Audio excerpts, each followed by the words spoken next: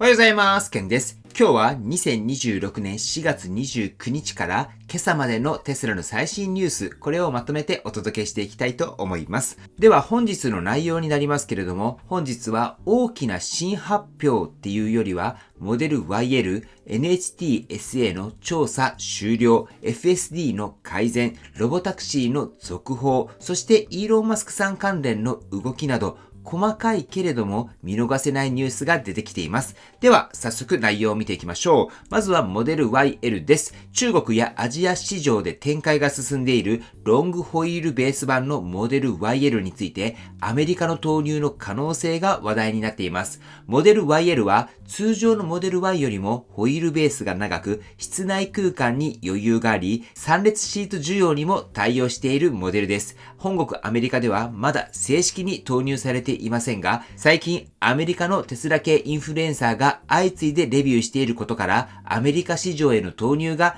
近いのではないかという見方が出ています。これはかなり重要だと思います。なぜかと言いますと、モデル X、これがこれまでテスラの中で広い室内空間と高級感を持つ大型 SUV としての役割、これを担ってきました。ただ、そのモデル X は今後生産終了に向かいます。そう考えると、モデル YL は単なる派生モデルではなく、モデル X に代わる新たなファミリー向けのテスラ、特に6人乗り3列シート需要を受け止めるモデルとして注目できます。もちろん、モデル X ほどの高級感や存在感をそのまま引き継ぐわけではないです。ただ、より手が届きやすく、実用性の高い3列シートのテスラとしてアメリカ市場ではかなり重要なポジションになる可能性があります。テスラが完全な新型車を出さなくても主力モデルであるモデル Y をロングホイールベース化することでモデル X の後継的な需要を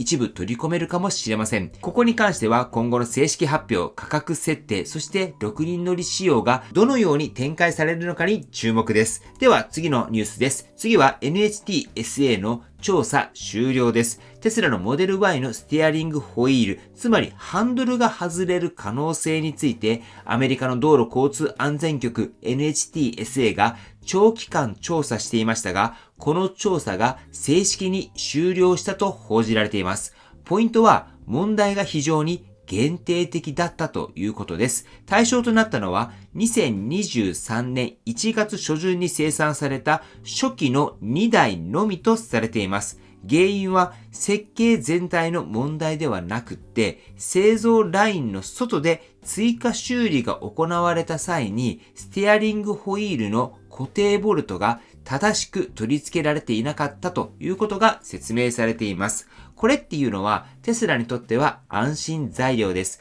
もし構造的な欠陥や大規模リコールにつながる問題であれば大きなリスクになっていました。ただし株価を大きく押し上げるニュースっていうよりは一つの不安材料が消えたという見方でいいと思います。続いて FSD とソフトウェアのアップデートです。FSD については何度も取り上げていますけれども今日は新しい部分だけです。FSD については現在 2026.14.3 そして FSD のバージョン 14.3.2 に関するアップデートが話題になっています。今回面白いのは FSD の介入理由の分類でナビゲーションに関する報告ができるようになった点です。これは一見すると地味ですが重要です。FSD の課題は単に走る、止まる、曲がるだけではありません。ルート選択がおかしい、速度制限を間違える、曲がる場所が不自然、目的地への入り方が変。こうしたナビゲーション系の違和感も実際の使い勝手に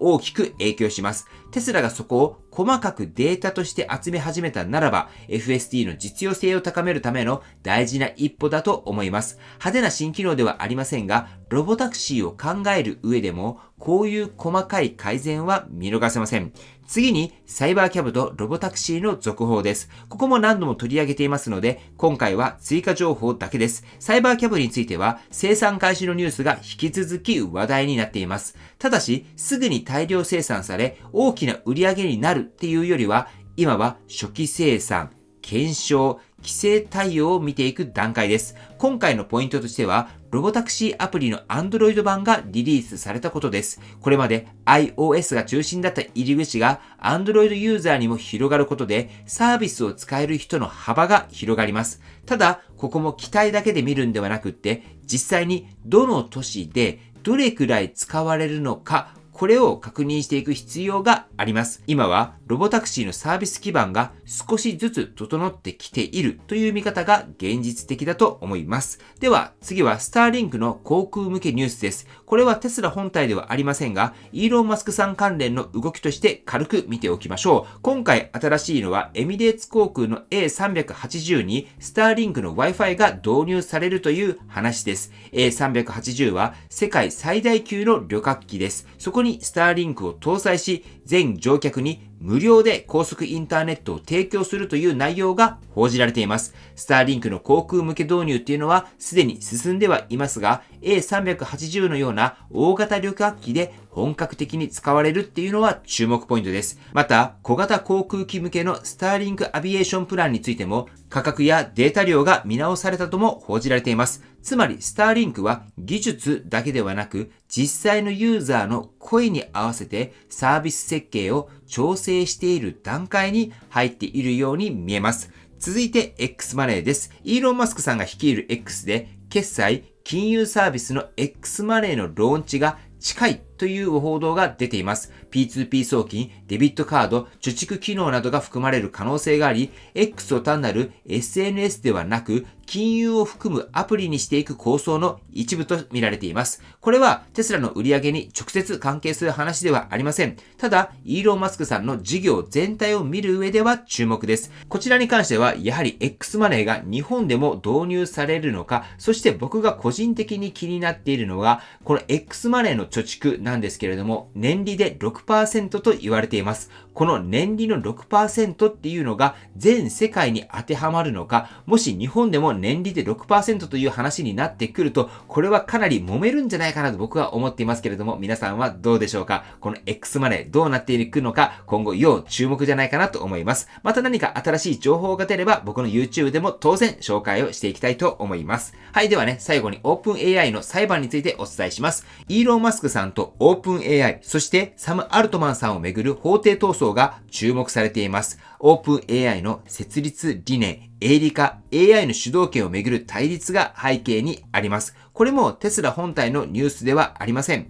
ただ、イーロン・マスクさんが AI 業界でどの位置を取りに行くのか、XAI やテスラとの関係を考える上では知っておいた方がいいニュースだと思います。またこちらに関しても何か新しい情報などがあれば紹介をね、していきたいと思います。はい、ということで今日のニュースをね、まとめてみたいと思いますけれども、日曜日から今朝までのテスラ関連のニュースを見ると、大きな一発の発表っていうよりは、細かい現実的な動き、これがいくつか重なった数日間でした。オーナー目線では、モデル YL のアメリカの投入観測と FST の細かい改善が注目です。投資家目線では、NHTSA の調査終了っていうのは安心材料だと思います。そして、ロボタクシーについては、Android アプリの登場で入り口は広がりましたが、今後は実際の利用状況や対応都市の拡大、そして収益としてどれくらい上がってくるのか、ここが大きなポイントになってくると思います。そして、イーロン・マスクさん関連では、スターリンク、X マネー、オープン AI との裁判など、テスラ以外の動きも続いています。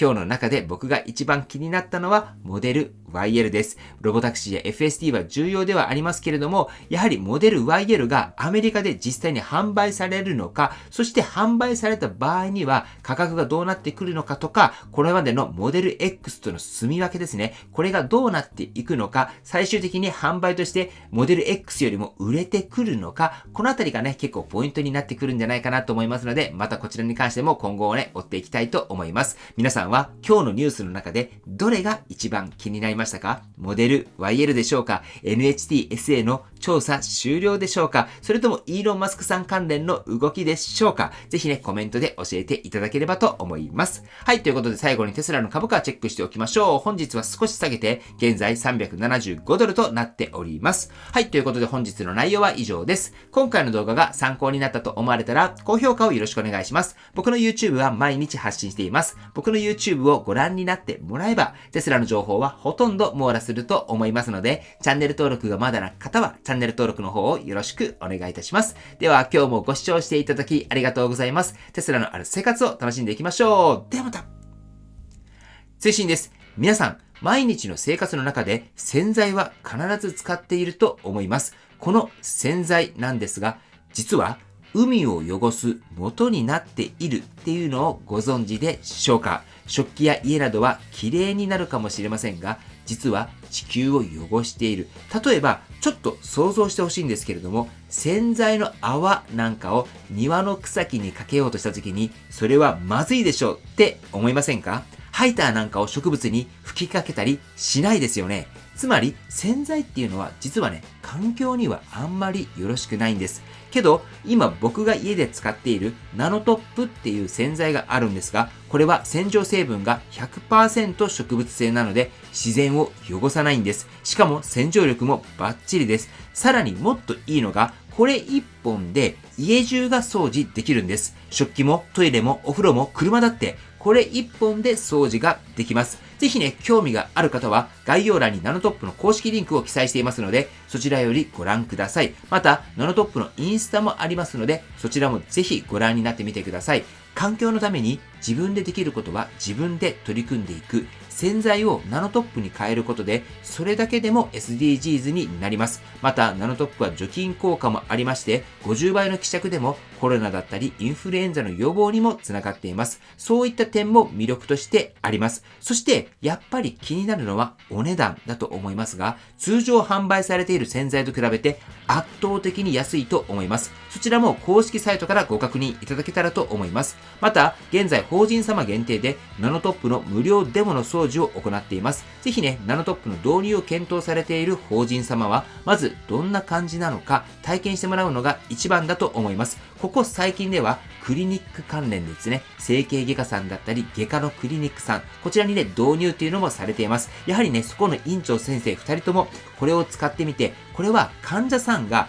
病院に入ってきた時に、最近クリニックとかって病院に入るとそこでアルコール消毒するじゃないですか。そのアルコール消毒がやはりね、嫌っていう方一定数いると思うんですよね。けどね、それをナノトップに変えるだけで逆に手がね、スベスベして結構いいんです。なので洗浄力も結構ありますし、クリニックの洗剤をすべてナノトップに変えるっていうね、取り組みもされています。なので、やはりそういった点も踏まえて、法人様で使ってもらうっていうのは結構いいんじゃないかなと思います。また、テスラのラッピング工場さんとかでも洗車する際にナノトップがいいということで導入もされてもらっていたりします。なのでね、ぜひね、法人様で使ってみたいと言われるところがありましたら、無料でもいたしますので、ぜひね、僕の LINE の方からお問い合わせの方よろしくお願いいたします。正直なところ、僕は洗剤はナノトップに変えない理由はないと思っています。先日なんですけれども、ナノトップを導入してもらった整形外科さんに伺ったところ、そこの整形外科で働いている看護師さんが結構みんな家庭で使っているみたいなんですね。そして家庭で使う中で、洗濯の洗剤をナノトップに変えた看護師さんが、ナノトップで服を洗うと柔軟剤もいらないし、タオルとかがすっごいふかふかするけど、これはなんでっていうね、質問をしてきてくれたりしています。